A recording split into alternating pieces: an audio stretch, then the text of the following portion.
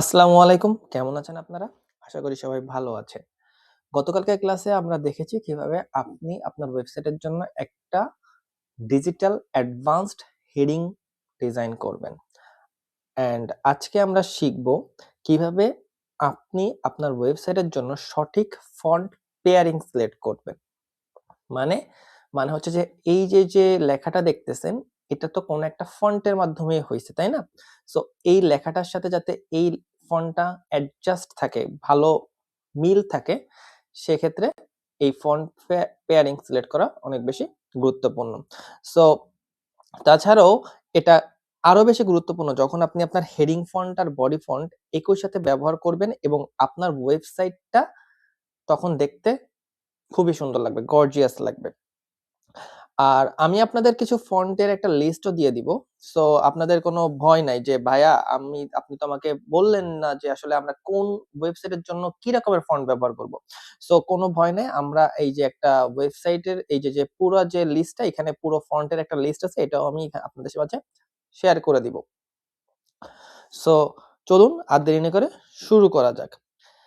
So সবার ১ম এ আমি যে বিষয়টা আপনাদের মাঝে শেয়ার করব সেটা হচ্ছে যে এই ফন্ট পেয়ারিং যদি ঠিক মতো না হয় তাহলে কি প্রবলেমে আপনি পড়তে পারেন। কারণ আপনি যখন কোনো কাজ করবেন সেই কাজটা যদি আপনি করেন সেক্ষেত্রে আপনি কি বেনিফিট পাবেন, আর যদি সেই কাজটা না করেন তাহলে কি বেনিফিট পাবেন এটা আপনার জানা প্রয়োজন।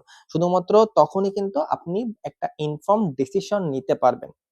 ঠিক আছে? সো অনেক রিসার্চে দেখা গেছে যে ফন্ট যদি মানে একটা ফন্ট, এইটা তো হেডিং ফন্ট, তাই না? এটা তো বডি। সো ফন্ট যদি একে অপরের সাথে ম্যাচ না করে তাহলে কিন্তু মানুষ আপনার ওয়েবসাইটের সাথে ভালোভাবে এনগেজ করবে না। আপনার ওয়েবসাইটটাকে প্রফেশনাল লাগবে না এবং আল্টিমেটলি আপনি আপনার ওয়েবসাইটের মাধ্যমে যে উদ্দেশ্য হাসিল করতে চাচ্ছেন সেই উদ্দেশ্যটাকেও কিন্তু আপনি হাসিল করতে পারবেন না। সো বুঝতেই পারতেছেন যে ফন্ট পেয়ারিংটা আসলেই কতটা বেশি গুরুত্বপূর্ণ। উল্টো দিকে আপনি যদি একটা ভালো ফন্ট পেয়ারিং সিলেক্ট করেন তাহলে মানুষ আপনার ওয়েবসাইটে বেশি সময় কাটাবে। আপনার ওয়েবসাইটে আপনি ঠিক যে উদ্দেশ্যে আপনার ওয়েবসাইটটা তৈরি করেছেন সেই অ্যাকশন গুলো তারা নিবে। যেটা আপনার ক্লায়েন্ট অথবা আপনার নিজের ওয়েবসাইটটাকে একটা রেপিটেবল বা একটা ভালো ব্র্যান্ড হিসেবে এস্টাবলিশ করতে সাহায্য করবে। সো এই বিষয়গুলো অবশ্যই আপনাকে মেইনটেইন করতে হবে এবং এনশিওর করতে হবে। আরো যখন আপনার ভালো ফন্ট থাকবে তখন এই দেখেন, যখন ভালো ফন্ট থাকবে তখন আপনার ওয়েবসাইটটা দেখতেও ভালো লাগবে এবং লুকটা ভালো দিবে এবং আই সুটিং, ঠিক আছে? সো অনেক বিষয়ের কারণে কিন্তু আপনার একটা ভালো ফন্ট পেয়ার সিলেক্ট করতে হবে। এবং আপনি যে অ্যাজ অ্যান এসইও এক্সপার্ট আপনি যে ডিজিটাল মার্কেটিং স্ট্র্যাটেজি গুলো ক্রিয়েট করবেন, এই ফন্ট গুলো কিন্তু আপনার স্ট্র্যাটেজি ক্রিয়েট করে একটা অংশ এবং এটা আল্টিমেটলি আপনার স্ট্র্যাটেজির একটা টোন সেট করে দেয়। সো আমাদের ওয়েবসাইটের যে মেইন ফোকাসটা এখন সেটা হচ্ছে যে সুন্দরভাবে ২ টা ফন্ট সিলেক্ট করা। সো চলুন কাজ শুরু করা যাক। সো সবার ১ম এ আপনাকে কাস্টমাইজ এ ক্লিক করতে হবে। কাস্টমাইজ এ ক্লিক করার পর আপনার কাছে একটা ইন্টারফেস আসবে। আপনারা হয়তো এই বিষয়টা অলরেডি মুখস্থ হয়ে গেছে, তাই না? যে কি ইন্টারফেস আসবে। সো এরকম একটা ইন্টারফেস আসবে। তারপরে আপনাকে একটু স্ক্রল ডাউন করে নিচে যেতে হবে। নিচে যেয়ে আপনাকে টাইপোগ্রাফি খুঁজে বের করতে হবে। সো দেখেন একদম হিরো এরিয়ার নিচে হচ্ছে টাইপোগ্রাফি। সো টাইপোগ্রাফিতে যখনই ক্লিক করবেন এখান থেকে আপনাকে ক্লিক করতে হবে, ২ টা অপশন পাবেন। একটা অপশন হচ্ছে হেডিং, একটা অপশন হচ্ছে বডি। হেডিং মানে আমরা যখন কোনো কিছু ওয়েবসাইটে পাবলিশ করব বড় মানে একটু বড় ফন্টে যেগুলো থাকে সেটাকে বলা হয় হেডিং। যেমন ধরেন এটা হচ্ছে হেডিং এবং এর নিচে যে ছোট একটা ফন্ট এটাকে বলা হয় বডি। বডিতে নরমালি আমরা প্যারাগ্রাফ লিখে থাকি। মানে যে ছোট যে বিষয়গুলো থাকে সেগুলো আমরা লিখে থাকি। সো আমরা সবার ১ম এ হেডিং এ যাব। সো হেডিং এ যাওয়ার পরে আমরা এখান থেকে ফন্ট গুলো সিলেক্ট করব। এখন সেম কোয়েশ্চেন যে আমরা কোন ফন্ট সিলেক্ট করব? চলেন আমরা আমাদের এখানে যাই। এখন আপনার বিজনেসের যে রিলেটেড সেই অনুযায়ী আপনার ফন্টকে সিলেক্ট করতে হবে। যেমন ধরেন যে আপনার বিজনেসের নিশটা কি? আপনার ক্লায়েন্টের বিজনেসটা কি নিয়ে? এটা হতে পারে হেলথ অ্যান্ড ওয়েলনেস, হতে পারে হ্যান্ডমেড প্রোডাক্ট, হতে পারে minimalism, kids, gaming, sports science, যেকোনো কিছু হতে পারে। কারণ পৃথিবীতে মানে লাখ আপনার ইন্ডাস্ট্রি আছে। এখন কোন ইন্ডাস্ট্রিটা আপনার ক্লায়েন্টের ইন্ডাস্ট্রি আপনাকে সেটা এনশিওর করতে হবে। দেন সেটার উপর বেস করে আপনাকে এই ফন্টের যে কম্বিনেশনটা এটাকে চুজ করতে হবে। সো আমরা আমাদের যে বিজনেসটা এটা একটা স্মার্ট ওয়াটার বোতল, ঠিক আছে? সো এটা একটা ডিজিটাল প্রোডাক্ট, মানে ডিজিটাল ভিজিবল প্রোডাক্ট যেটাকে টাচ করা যায়, টাচেবল প্রোডাক্ট, ঠিক আছে? সো এই ক্ষেত্রে আমরা এখানে আ আ টেকটারে আমরা নিতে পারি। সো আমরা এখানে টেকটাই চুজ করব। এখানে দেখেন হেডিং এর জন্য এরা পপিন্স ব্যবহার করছে আর বডির জন্য এরা Roboto. So heading Poppins, body Roboto. এছাড়া এখানে লিখে দেওয়া আছে যে কেন আমরা হেডিং চুজ করছি, পপিন চুজ করছি। দেখেন Poppins geometric shapes feel innovative and roboto ensures smooth readability and all digital screens. So innovative, আমাদের বোতলটাও কিন্তু একটা ইনোভেটিভ একটা প্রোডাক্ট, ঠিক আছে। সো আমরা এটাকে চুজ করব, হেডিং এ পপিন্স এবং বডিতে আমরা চুজ করব রোবট। সো এখানে আপনি জাস্ট সিলেক্ট করবেন ফন্ট ফ্যামিলিতে এসে, এখানে যখন সিলেক্ট করবেন এখানে পপিন্স লিখে পপিন্স লেখেন, পপিন্স লিখলে পপিন চলে আসবে। যখনই পপিন্সে ক্লিক করবেন দেখবেন এটা চেঞ্জ হয়ে যাবে, দেখছেন সুন্দর একটা লুক কিন্তু চলে আসলো। ওকে, সো এরপরে আপনাকে আর আপাতত কিছু চুজ করা লাগবে না। এখানে লাইন হাইট, এই যে লাইন ভিতরে এটা 1.2 দেওয়া আছে, আপনি যদি এটা একটু বাড়ান তাহলে ভিতরে ডিসটেন্সটা একটু বেড়ে যাবে। দেখেন এটা উপরে দিলে ডিসটেন্সটা একটু কমবে, নিচে দিলে ডিসটেন্সটা একটু বাড়বে, ঠিক আছে।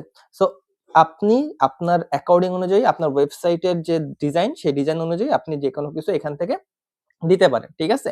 তো এরপরে যদি আমরা যাই, আমাদের হেডিংটা কমপ্লিট হয়ে গেছে। এখন হচ্ছে আমরা বডিতে যাব। বডিতে যাওয়ার পরে এখানে দেখেন বডিটাও চেঞ্জ হয়ে যাবে। বডিটা ছিল রোবটো, ঠিক আছে। So Roboto, okay fine, this is, so here it is. Okay, so দেখেন এটাও কিন্তু চেঞ্জ হয়ে গেছে। তো সুন্দরভাবে আমরা কিন্তু আমাদের ফন্টটা চুজ করে ফেললাম। হুম, এখন আমাদের আর কোনো এখানে কোনো কাজ নেই। আমরা জাস্ট সিম্পলি ব্যাকে যাব। ব্যাকে যাওয়ার পরে এখন এটাকে যখনই আমরা পাবলিশ করে দেব, এটা পাবলিশ হয়ে যাবে। সো এই ছিল আমাদের ফন্ট পেয়ারিং সিলেক্ট করা, এবং ফন্ট পেয়ারিং এর মাধ্যমে সুন্দর একটা আমরা ফন্টও সিলেক্ট করে ফেলছি। এখন যদি আমরা আমাদের ওয়েবসাইটে যাই, আমরা যদি এখানে ক্রস করে দিই, দেখবেন যে সুন্দর আমার ওয়েবসাইটের লুকটা কিন্তু ভালোই দিচ্ছে। সো এভাবে আপনি আপনার ওয়েবসাইটের জন্য সুন্দর একটা ফন্টের কম্বিনেশন চুজ করবেন এবং আপনার ওয়েবসাইটে যাতে একটা ভালো লুক দিতে পারেন, সেটা কিন্তু আপনাকেই এটা এনশিওর করতে হবে। আবারও বলতেছি, এটা কেন এত গুরুত্বপূর্ণ, যখন আমরা ধরেন ডিজাইন শুরু করব অর্থাৎ নেক্সট স্টেজে যাব, সেক্ষেত্রে শুধুমাত্র হিরো সেকশন না, আমাদের এখানে ব্লগের অর্থাৎ ব্লগ আর্টিকেলের জন্য কিন্তু আমাদের এই ফন্টগুলো সিলেক্ট করতে হবে। কারণ যারা ব্লগগুলো নরমালি এডুকেশনাল টাইপের হয়, অনেক বড় কন্টেন্ট থাকে, টেক্সট বেস কন্টেন্ট থাকে, ওই ক্ষেত্রে ফন্ট ভালো না হলে রিডার্স কিন্তু বেশিক্ষণ আপনার ওয়েবসাইটে থাকবে না, তারা বাউন্স ব্যাক করে চলে যাবে। সো একটা ভালো ফন্ট অবশ্যই এই কারণে প্রয়োজন। সো এটাই আপনার ওয়েবসাইটের মেইন যে টোনটা, ঠিক আছে, মুডটা আপনার ব্র্যান্ডটাকে সুন্দরভাবে সেট করে দিবে। সো এটাকে কখনোই হালকাভাবে নেওয়া যাবে না। সো আপনি আপনার ক্লায়েন্টের সাথে প্ল্যানিং করেও এটা চুজ করতে পারেন, অথবা আপনি আপনার ক্লায়েন্টকে বুঝাইতে পারেন যে আসলে তোমার ওয়েবসাইটের এই ফন্টটা ভালো দেখাচ্ছে না, এই ফোনটা আমরা নিতে পারি।